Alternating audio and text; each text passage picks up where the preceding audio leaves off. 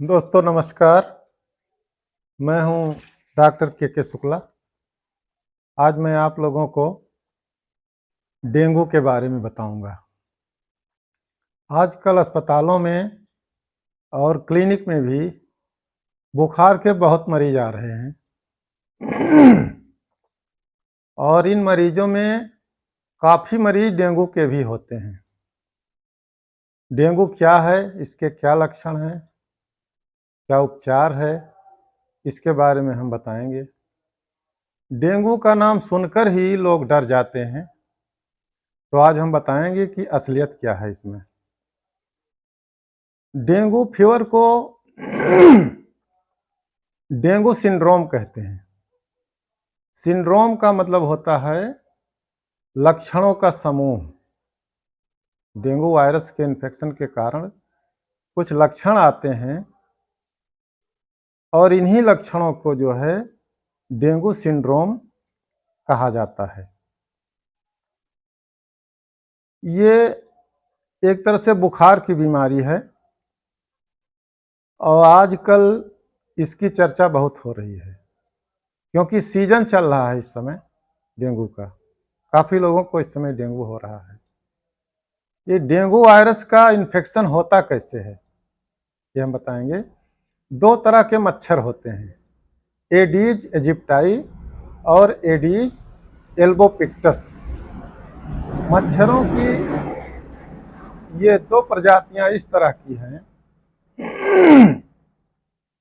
जो dengue virus को फैलाती हैं, मरीज को काटती हैं, इनके अंदर वायरस चला जाता है और जब ये स्वस्थ आदमी को काटते हैं तो उसके अंदर भी डेंगू नाम की बीमारी पैदा हो जाती है। मैंने बताया कि डेंगू जो है ये वायरस होता है और डेंगू की बीमारी लगभग 100 देशों में या इससे भी अधिक देशों में फैली हुई है। ये केवल इंडिया की बात नहीं है, पूरे संसार में डेंगू की बीमारी पाई जाती है। ये डेंगू की बीमारी दो तरह की होती है, एसिम्प्टोमेटिक और सिम्प्टोमेटिक। एसिम्प्टोमेटिक का मतलब होता है जिसमें बीमारी के कोई लक्षण ना आए, उसको एसिम्प्टोमेटिक कहते हैं। जिसके शरीर की इम्यूनिटी अच्छी है, प्रतिरक्षा क्षमता अच्छी है, उसके अंदर वायरस का संक्रमण होता है लेकिन बीमारी के कोई लक्षण नहीं आते। मरीज को पता भी नहीं चलता कि उसके अंदर डेंगू वायरस आए थे और वो ठीक हो जाता है। इसी को एसिम्प्टोमेटिक कहते हैं। और सिम्प्टोमेटिक डेंगू सिंड्रोम जो है इसमें बीमारी के लक्षण आते हैं। हम ये बताएंगे कि सिम्प्टोमेटिक डेंगू सिंड्रोम कितने तरह का होता है। सिम्प्टोमेटिक डेंगू सिंड्रोम 3 तरह का होता है। पहला है classical dengue fever. Classical dengue fever जो है ये 4 तरह के वायरस के द्वारा पैदा हो सकता है। डेंगू वायरस जो होता है इसके 4 स्ट्रेन होते हैं, 4 सीरोटाइप होता है, 1 2 3 4। तो ये जो क्लासिकल डेंगू फीवर है इनमें से किसी भी सीरोटाइप द्वारा पैदा हो सकता है। पहले मच्छर आदमी को काटती है, ये मादा मच्छर होती है, आदमी को काटती है, फिर ये वायरस मच्छर में जाते हैं और ये संक्रमित मच्छर जब दूसरे आदमी को काटता है तो उसके अंदर डेंगू की बीमारी पैदा हो जाती है। बच्चों में ये बीमारी उतनी खतरनाक नहीं होती जितनी बड़े लोगों में होती है। क्लासिकल डेंगू फीवर का इंक्यूबेशन पीरियड 3 से 10 दिन का होता है। इंक्यूबेशन पीरियड का मतलब ये होता है कि इन्फेक्शन के बाद बीमारी आने में जितना समय लगता है उसी को इंक्यूबेशन पीरियड कहते हैं। क्लासिकल डेंगू फीवर का इंक्यूबेशन पीरियड 3 से 10 दिन का होता है। कहने का मतलब ये है कि मच्छर के काटने के 3 से 10 दिन के बाद मरीज को बुखार आता है तो ये जो 3 से 10 दिन का समय है जिसके अंदर बीमारी के कोई लक्षण नहीं होते, इसी को हम इंक्यूबेशन पीरियड कहते हैं। अब हम बताएंगे कि क्लासिकल डेंगू फीवर के लक्षण क्या हैं। तो सबसे पहले तो इसमें तेज बुखार आता है, कंपकंपी आती है, जाड़ा लगता है, सिर में दर्द होता है, मसल और जॉइंट में दर्द होता है, आँखों में दर्द होता है, कमजोरी मालूम पड़ती है, भूख नहीं लगती, कॉन्स्टिपेशन होता है और भोजन का स्वाद नहीं मिलता ठीक से, पेट में दर्द होता है। ये सब क्लासिकल डेंगू फीवर के लक्षण हैं। और भी लक्षण हैं, जैसे गले में खराश हो जाती है और आदमी डिप्रेशन में आ जाता है, चिंतित रहा करता है। बुखार 39 डिग्री सेंटीग्रेड से 40 डिग्री सेंटीग्रेड तक बढ़ जाता है और इसमें त्वचा पर लाल लाल दाने निकलने लगते हैं 80% लोगों में।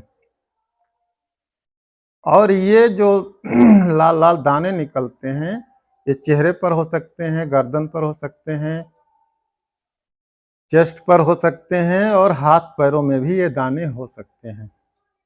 ये बुखार 5 दिन के बाद ठीक हो जाता है।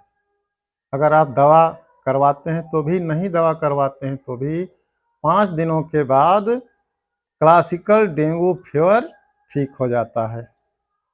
इसमें घबराने की कोई बात नहीं होती और इसमें मृत्यु भी नहीं होती किसी की। अब हम बताएंगे कि डेंगू का जो दूसरा प्रकार है, इसको डेंगू हीमोरेजिक फीवर कहते हैं।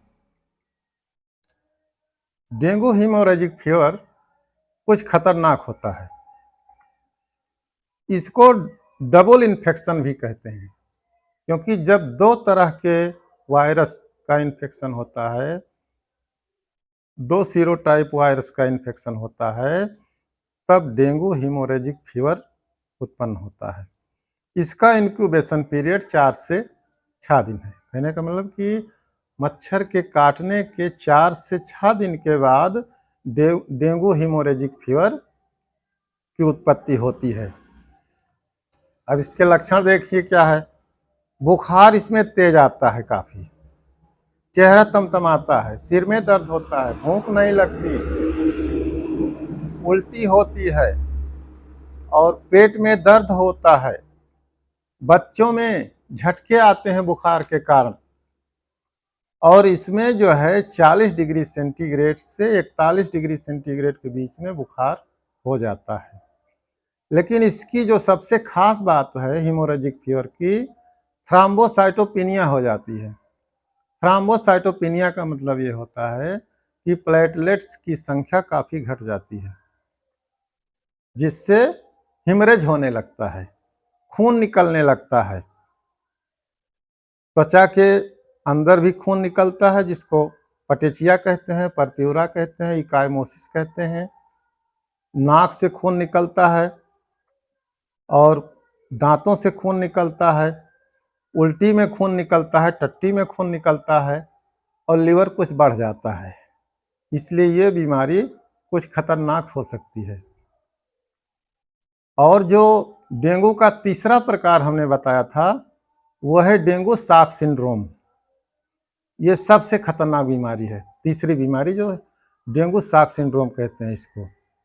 इसमें ऊपर के सारे लक्षण तो आते ही हैं, जैसे बुखार है, सिर दर्द है, पेट दर्द है। इसके साथ साथ मरीज बेहोश हो जाता है और पल्स जो है काफ़ी वीक हो जाती है, रैपिड हो जाती है। आदमी का ब्लड प्रेशर बहुत कम हो जाता है और ठंडा पसीना शरीर से निकलने लगता है और मरीज बेचैन हो जाता है। ये खतरनाक टाइप होता है। अब हम ये बताएंगे कि इसकी डायग्नोसिस कैसे बनाएंगे। तो मरीज के लक्षणों के अनुसार अनुमान लगा लिया जाता है डेंगू का, लेकिन इसको कंफर्म करने के लिए लैब टेस्ट करते हैं, खून टेस्ट कराते हैं इसका। इसको NS1 टेस्ट कहते हैं। ये एंटीजन टेस्ट है और इसे 5 दिनों के अंदर ही करवा लेते हैं बुखार आने पे।